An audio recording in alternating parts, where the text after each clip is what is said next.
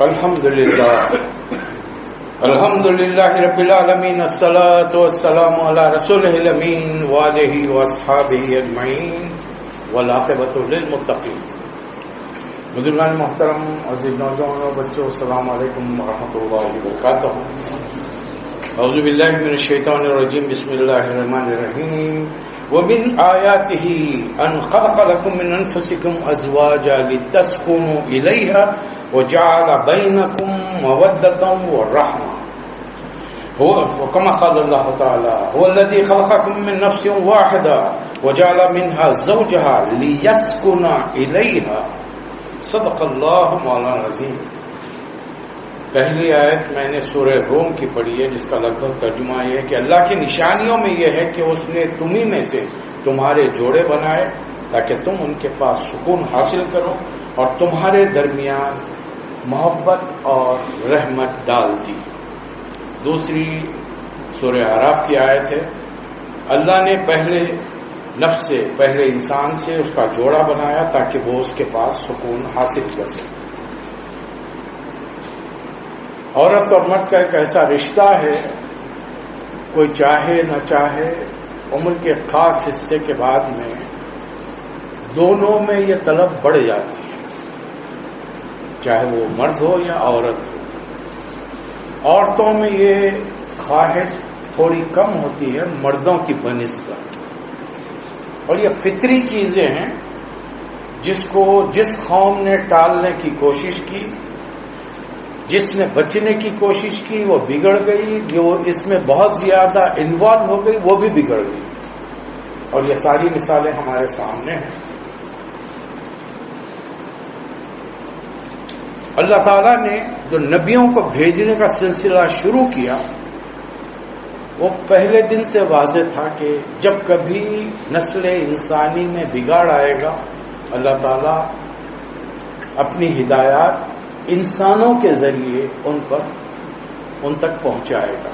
تو پہلے انسان کو اللہ تعالیٰ نے وعلم آدم الاسماء کلھا، ہر چیز کا علم دیا۔ ہر چیز سے مراد ساری کائنات کا نہیں، بلکہ انسان کے دنیا میں آنے سے لے کر خاتمے تک، قیامت کے دن تک انسان کو جن جن چیزوں سے دنیا میں سابقہ پڑے گا جو اللہ کی بنائی ہوئی ہیں، ان تمام چیزوں کا علم دیا۔ اب وہ علم کیا تھا؟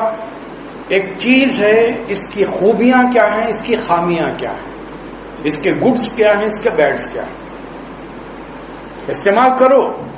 شکر بڑی میٹھی دکھتی ہے، حد سے زیادہ کھا دیں گے بیماری شروع ہو جائے گی۔ پانی بہت دھوپ میں سے آ رہے ہیں، بہت پیاس لگی ہے، ٹھنڈا پانی پینے کے لیے چاہیے۔ آدمی گھٹاگھٹ پی رہا ہے، 1-2 گلاس 3 گلاس 4 گلاس، اس کے بعد میں پیٹ تن گیا، آپ وہ پیٹ چلا رہتے وہ گھوم رہا ہے۔ کوئی چیز لمٹ کے اندر اختیار کی جائے، استعمال کی جائے، لمٹ سے بڑھ جائے گی نقصان دہ ہو جائے گی۔ یہ تمام چیزیں اللہ نے آدم علیہ السلام کو بتا کر بھیجی۔ اب اس کے بعد میں تمام 1,24,000 پیغمبر آئے، خاتم النبی آ کر چلے۔ ہر نبی کے ذریعے اللہ تعالیٰ نے جو تعلیمات بھیجی ہیں اس کا نام ہے اسلام۔ ان الدین عند اللہ الاسلام۔ اور اللہ واضح طور پر سورہ آل عمران میں فرما رہا ہے وَمَن يَبْتَغِي غَيْرَ الْإِسْلَامِ دِينًا فَلَن يُقْبَلَ مِنْهُ، میرے طریقے کے علاوہ، میں جو سسٹم بھیج رہا ہوں اس کے علاوہ تم کچھ اور چاہو گے، وہ میرے ہاں قابل قبول نہیں ہے۔ اب یہ دین کیا ہے، زندگی کا نظام کیا ہے، ہم اسی کے بارے میں بات کر رہے ہیں۔ اب ہمارا موضوع ہے سماجیات، تعلق، انسانی تعلق، انسان اور انسان کے بیچ میں کیا تعلقات ہونے چاہیے۔ اور پہلا رشتہ ہوتا ہے انسان، پہلے مرد اور عورت کا، وہاں سے نسل انسانی چلی ہے۔ دنیا میں ہر چیز کے اللہ تعالیٰ نے جوڑے بنا دیے۔ اب یہ پہلا جوڑا جب آیا، آج کی تاریخ میں تقریباً 750 کروڑ انسان زندہ ہیں۔ کتنے لاکھ سال پہلے، کتنے کروڑ سال پہلے انسان دنیا میں آیا، ایک مرد اور ایک عورت، آج کتنی تعداد بڑھ چکی ہے۔ نہ صرف انسان آیا، شیطان بھی اپنی فیملی کے ساتھ آیا، اور یہ اللہ سے وعدہ کر کے آیا ہے کہ ابن آدم کو، آدم کی اولاد کو میں بہکاؤں گا، دائیں سے بائیں سے اوپر سے نیچے سے ہر طریقے سے، اور بہت کم لوگوں کو ہے مالک تو شکر گزار پائے گا، تقریباً تیرے نافرمان ہوں گے۔ آج دنیا پر نظر ڈال کے دیکھ لیجیے، کہیں نہ کہیں اللہ کے احکامات کی نافرمانی ہو رہی ہے۔ اور چونکہ ہمارے ہاں ہم بر صغیر کی بات کریں، سب کانٹیننٹ جس میں 3 بڑے ملک شامل ہیں، انڈیا، پاکستان، بنگلہ دیش، یہاں کی صورتحال اور خاص طور میرے ملک کی صورتحال اس وقت جو جس ہم دور سے گزر رہے ہیں، اس سے کہ عنقریب کچھ انتخابات آنے والے ہیں 1.5 سال کے اندر۔ اب اس کے چکر میں نئی ان کی پلاننگ ہو رہی ہے۔ ابھی جو مسئلہ ہمارے سامنے آیا ہے وہ سول کوڈ کا مسئلہ ہے کہ اب سب کے لیے یکساں قانون ہوں گے۔ مجھے غیروں سے کوئی شکایت نہیں ہے، مجھے شکایت اپنوں سے۔ ہم نے اللہ رسول کی تعلیمات کو پیٹ پیچھے ڈال دیا، نتیجہ بھگت رہے۔ یہ تو دنیا کا قانون ہے، جس کے ہاتھ میں اقتدار پاور ہوگا وہ آپ کو اپنے طریقے کے لیے زبردستی کرے گا، آپ کی جان پر بنائے۔ یہ دنیا کا قانون ہے، سوائے اسلام کے جو محمد صلی اللہ علیہ وسلم لے کر آئے، اس میں پہلے ہی بتا دیا گا لا اکراہ فی الدین، دین میں کوئی جبر نہیں۔ طاقت کے بل پر لالچ دے کر، مال کے ذریعے، عورت کے ذریعے، اقتدار کے ذریعے، کرسی کے ذریعے کسی کا دین بدلیں گے، وہ دین بدلنے والا اللہ کے ہاں مورد الزام ٹھہرایا جائے گا۔ جس پر اس نے زبردستی کی ہے اس کو نہیں پوچھا جائے گا، جس نے زبردستی کی ہے اس سے پوچھا جائے گا۔ اب وہ یہ کہہ کہ نہیں چھوڑ سکتا، پروردگار میں تو اس کو دوزخ سے بچانا چاہ رہا تھا، تو تم نے قرآن نہیں پڑھا؟ میں نے تو اپنے نبی کو صاف ہدایت دی تھی، لا اکراہ دین میں جبر نہیں۔ دین پہنچا دو اس سے، اس کی خصوصیات خوبیاں جو ہے بتا دو، اور یہ تمہاری پریکٹیکل لائف میں آنی چاہیے، تمہاری عملی زندگی سے تمہارا دین ظاہر ہو، لوگوں کو معلوم ہو، تم کو چلتا پھرتا ہوا دیکھ کر کہ محمد صلی اللہ علیہ وسلم کے امتی ایسے ہوتے ہیں۔ آج جب کسی سے کہیے تو وہ تو پلٹا کے ایک ہی جواب دیتا ہے، تمہاری قوم خود بگڑی ہوئی ہے، تم ہمیں کیا سزا دو؟ ہم خود بگڑے ہوئے۔ اور سب سے اہم ترین رشتہ جس پر ہم بات ہی نہیں کرتے وہ ایک عورت اور مرد کا رشتہ ہے۔ ہم نے کئی سال پہلے 2-3 بار پروگرام بنائے تھے، وہ بچے جو بالکل چھوٹے ہیں ان کے ساتھ ایک چھٹیوں میں پروگرام رکھا جائے، وہ بچے جو بلوغیت کے قریب پہنچ چکے ہیں یا بالغ ہو چکے ہیں ان کے ساتھ کچھ معاملہ، اس لیے کہ کوئی باپ اپنے بیٹے کے ساتھ بیٹھنا ہے، اس کو سمجھانے کے لیے تیار نہیں۔ یہاں جتنے بچے بیٹھے ہوئے جو جوان ہمارے سامنے ہوئے ان سے پوچھے، ان کے ابا نے ان کو انڈر ویئر پہننے کے بارے میں کہا تھا، اسکول کی چڈی کے اندر تو انڈر ویئر نہیں ہوتا تھا، اب جب بڑے ہو گئے تم تو اس کے بعد میں کیا کرنا چاہیے بتایا نہیں؟ ہم شرماتے ہیں، ہم مرد ہو کر بچوں کو کہنے سے ہم شرماتے ہیں۔ لڑکیوں کے بارے میں یہ مسئلہ نہیں ہے، ان کی مائیں ہر چیز ان کو سمجھا دیتی ہیں، ان کے لیے کوئی پرابلم کبھی ہوتا ہی نہیں۔ اب یہاں کبھی سمجھانے کی بھی کوشش کی جائے تو ایسے ایسے فقرات اور بخرات بیٹھے ہوئے ہیں کہ وہ آپ کو اصلی بات کھول کے بتانے ہی نہیں دیتے۔ ان کے نزدیک یہ حیا ہے، شرم ہے، یہ فحش و منکر ہے، تو فحش و منکر تو تمہارے قرآن میں موجود ہے، تمہارے رب نے اسے کہا، قرآن نے کہا۔ ابھی اس کے کیا معنی ہیں بتائیے؟ تم عورت کے پاس جاؤ تمہیں سکون ملے گا، کیا کرنا؟ جا کے بیٹھ کے دیکھتے رہنا، سامنے ناریل پھوڑتے رہنا، کیا کرنا کیا؟ واٹ ڈو یو مین بھائی؟ کس طریقے سے سکون ملتا ہے بھائی؟ اب جو شادی شدہ ہے ان کو تو پتا ہے نا، جو بنیادی چیزیں ہم نہ سیکھنا چاہتے ہیں نہ سکھانا چاہتے ہیں، اور اس کے بارے میں بات کرنے کو ہم فحش و منکر سے لیتے ہیں۔ ارے تم کو فحش و منکر کا علم بھی ہے؟ حضرت عائشہ سے کیا سوال کیا گیا؟ اگر میں یہاں پر جمعہ کے تقریب میں بیان کروں، آپ لوگ تو آدھے تو اٹھ کے چلیں گے، کیا گندی گندی باتیں کر رہے ہیں۔ بخاری کی روایت ہے، ستہ کی روایت ہے، ام المومنین نبی کریم صلی اللہ علیہ وسلم کی چہیتی زوجہ سے ایک سوال، جنسی سوال پوچھا گیا، انہوں نے کوئی تکلف نہیں کیا، بیٹا میں تمہاری ماں ہوں اور یہ میں بتا سکتی ہوں کہ مجھے نبی نے یہ تعلیم دی ہے، ان چیزوں کے اندر کیا کیا ضروری چیزیں ہیں اور کیا غیر ضروری چیزیں وہ بتایا. ازدواجی زندگی کے تعلقات سے شرمایا نہیں.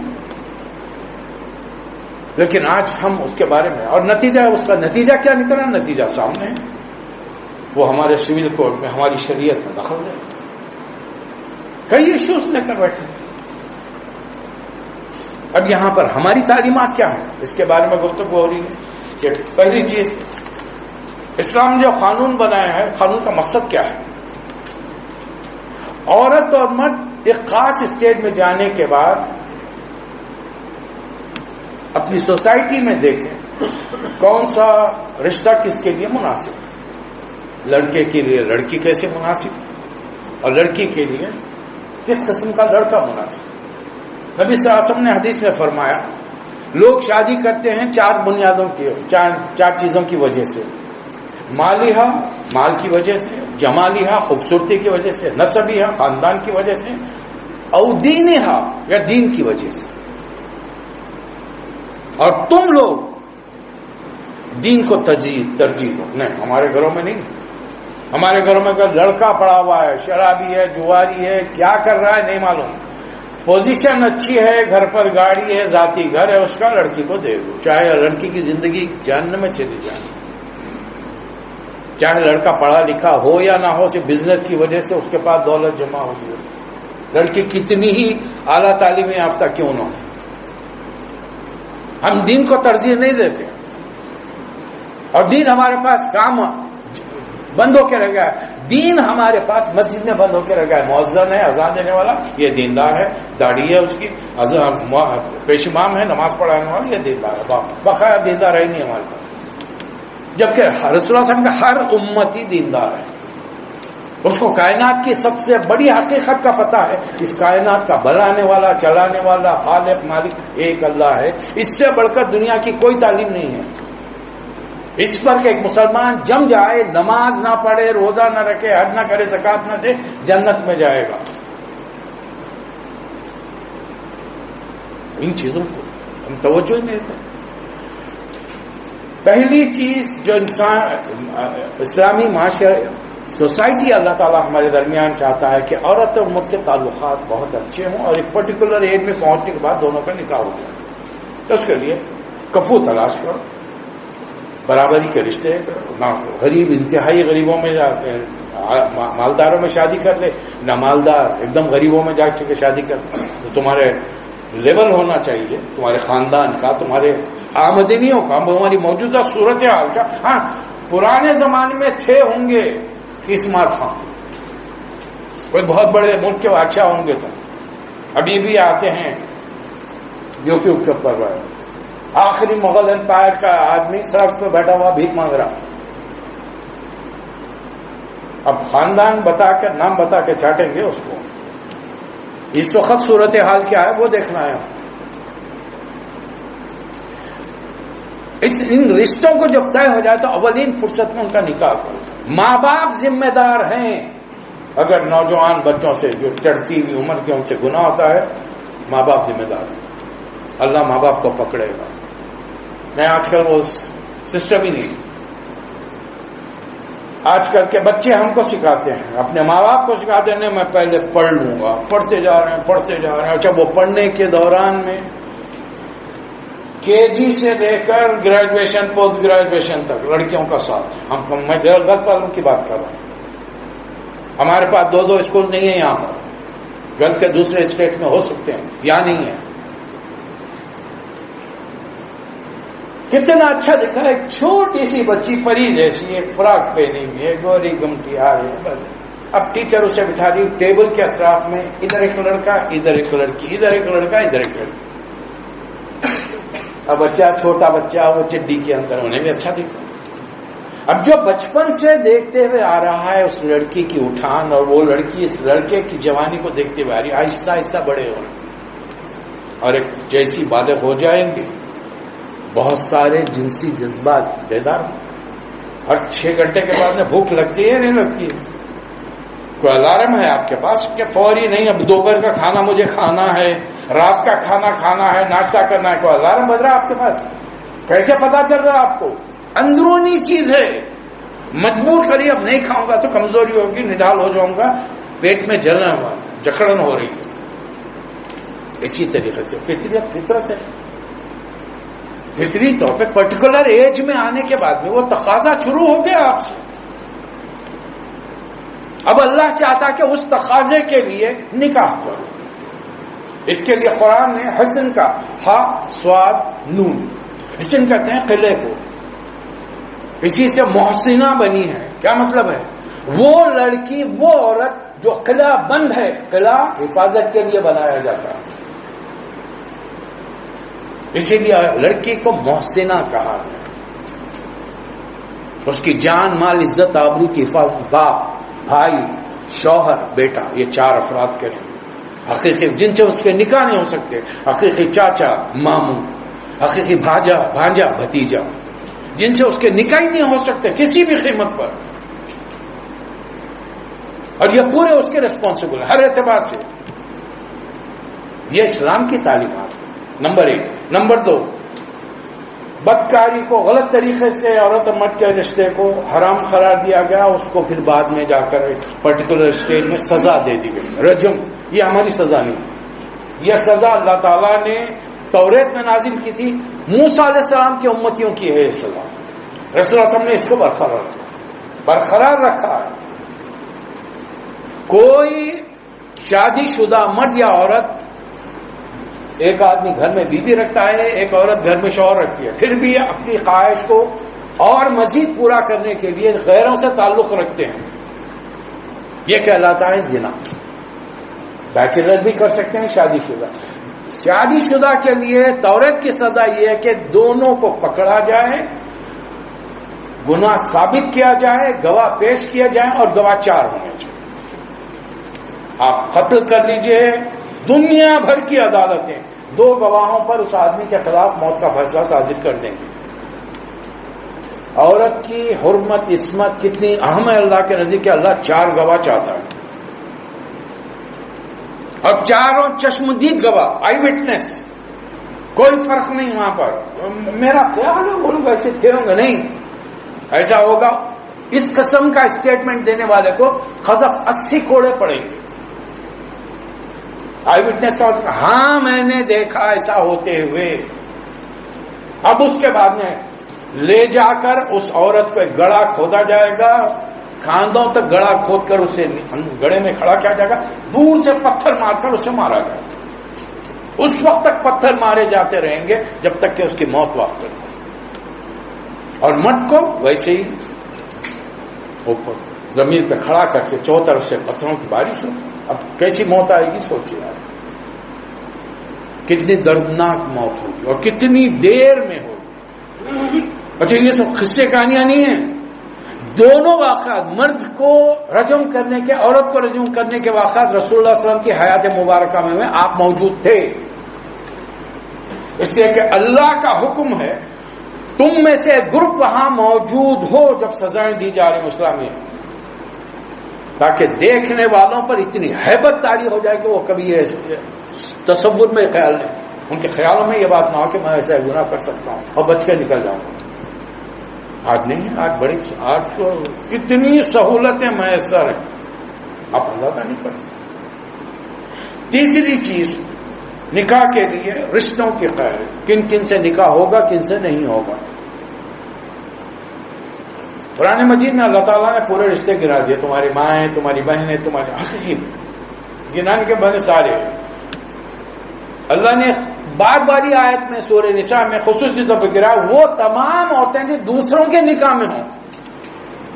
اب یہ تو ماں بہن بیٹی یہ تو گھر کی بات ہوگی, اب انہیں تو پرائے مذہب کی ہے, دوسرے کی بیوی ہے, مجھے پسند آ گئی, بہت خوبصورت ہے انہیں. نہیں, غیر کے نکاح میں ہو تو اس سے بھی تمہارا نکاح نہیں ہو سکتا, اس سے تمہاری شادی نہیں ہو سکتی. پھر مسلمانوں کو ایک چھوٹ دے دی گئی, تمہارے لیے حلال کی گئی اہل کتاب. اب اہل کتاب میں 2 ہیں ہمارے سامنے, ایک تورات کے ماننے والے موسیٰ علیہ السلام کی امتی جو ابھی بھی حلال کھاتے ہیں. ایک دوسرے پرسپیکٹو سے دیکھیں آپ, دینی اعتبار سے وہ شیطان کے پیروکار بن چکے ہیں, وہ اللہ کو نہیں مانتے. دے آر ویٹنگ فار دجال، جس سے آپ اور میں بے خبر بیٹھے ہیں. مسقط کے علاوہ یہاں بیٹھنے والے کتنوں نے اپنے ملک میں جا کر دجال کے بارے میں جمعہ کے خطبے سنے ہیں. قیامت کی نشانیوں میں سے یہ ایک نشانی ہے، دجال کا تذکرہ بھول جائیں گے لوگ، ائمہ بھول جائیں گے مسجدوں میں.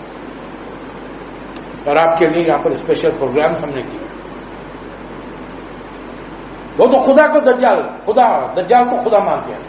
اب دوسری قوم عیسیٰ علیہ السلام کے ماننے والی، حالانکہ وہ عیسیٰ علیہ السلام پیروی کرنے کے لیے آئے موسیٰ علیہ السلام کی شریعت کی. انہوں نے شراب اور خنزیر اپنے آپ پر حلال کر لیا. لیکن اب قرآن کی اجازت ہے، اہل کتاب سے تم نکاح کر سکتے ہو، محسنات، ان کی اچھی عورتوں سے، خلابند عورتوں سے، خاندانی عورتوں سے تم نکاح کر سکتے. البتہ تم اپنی عورتوں کو انہیں نہیں دے سکتے، تم اپنی لڑکیوں کو انہیں نہیں دے سکتے. یہ صرف مردوں کو اجازت ہے. ٹھیک ہے، قانون بنا. اس کا مقصد کیا تھا؟ جنسی طور پر بے راہ روی نہ بڑھے. لیکن بڑھے گی کیسا؟ نہیں کہ رسول اللہ صلی اللہ علیہ وسلم نے جو فرما دیا تو حق ہے.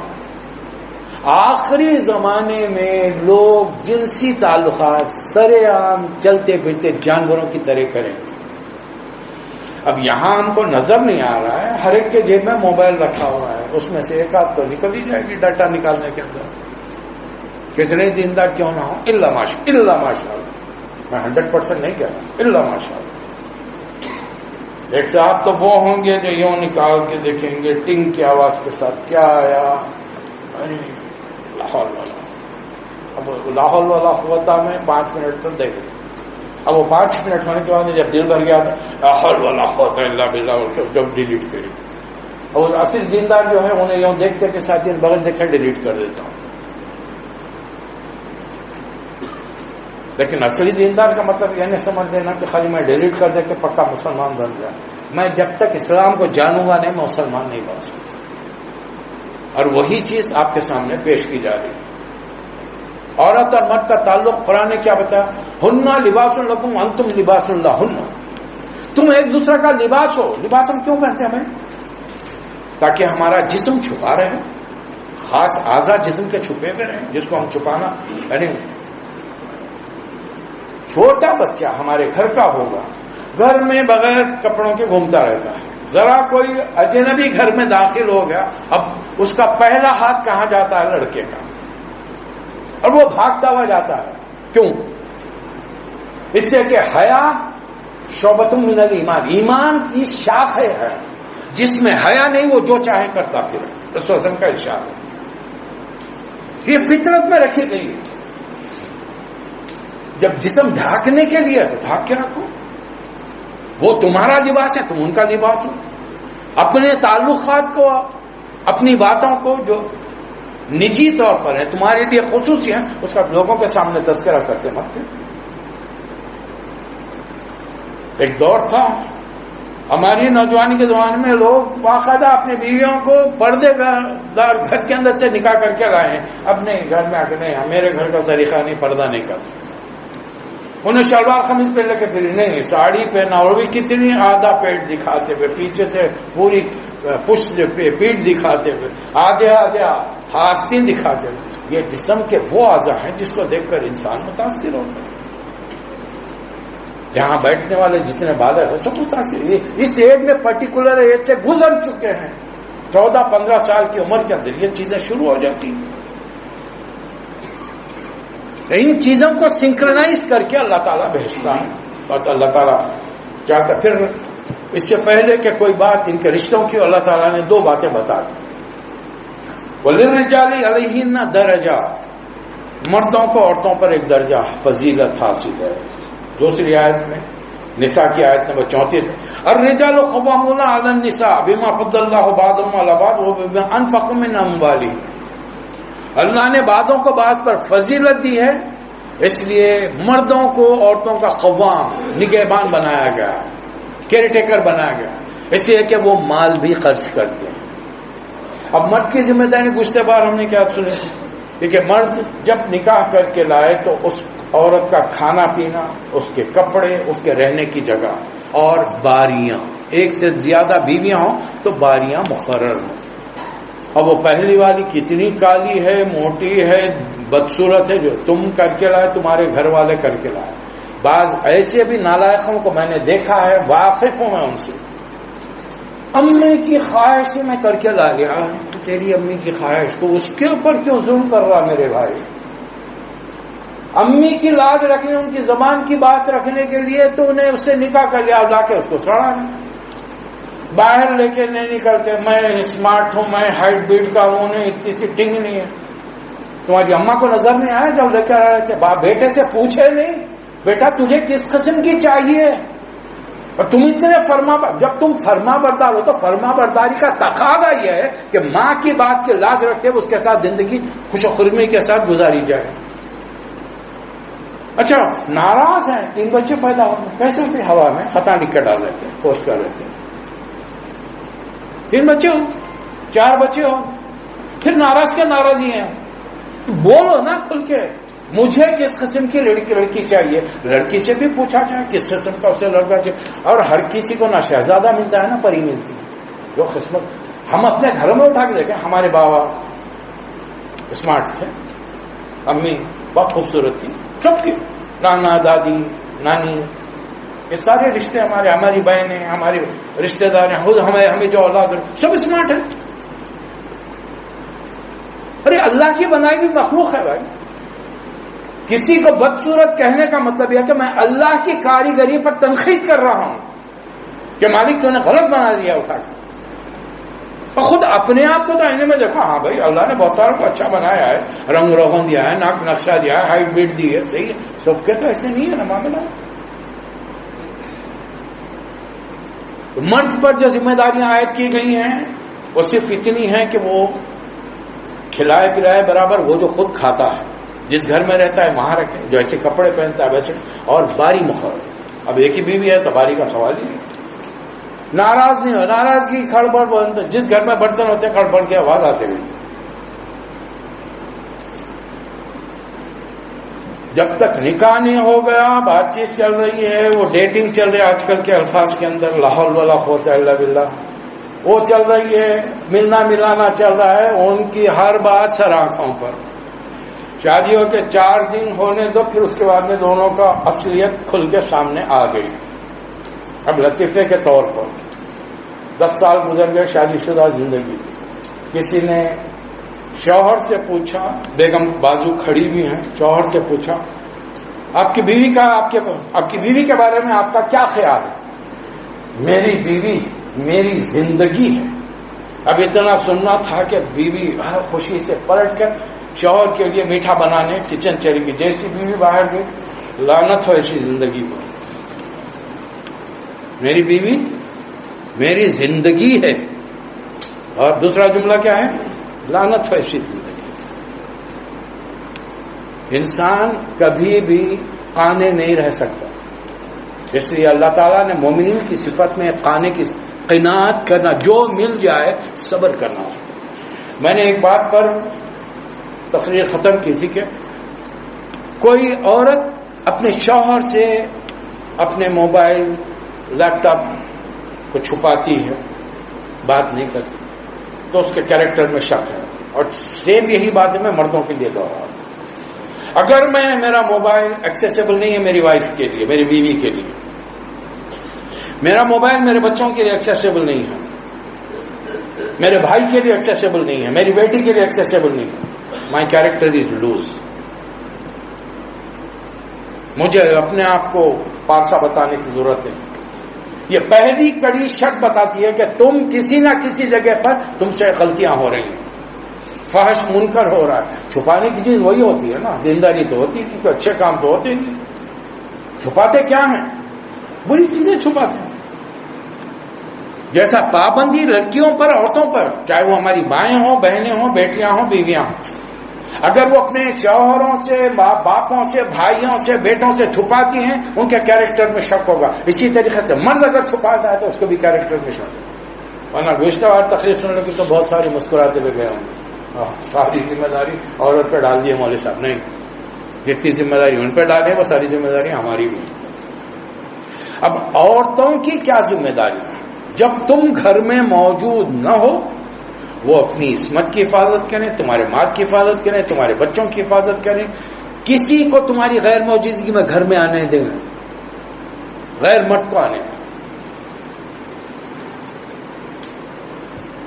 موضوع بڑا ہے، طویل ہے، اس پر مزید گفتگو ہوگی، اور یہ اسی لیے پیش کیا جا رہا ہے کہ ان چیزوں پر ہم کنٹرول کریں گے تو غیر ہمارے شرعی معاملات میں دخل اندازی نہیں کریں. جب ہم اس کو پریکٹیکلی پریزنٹ کریں گے.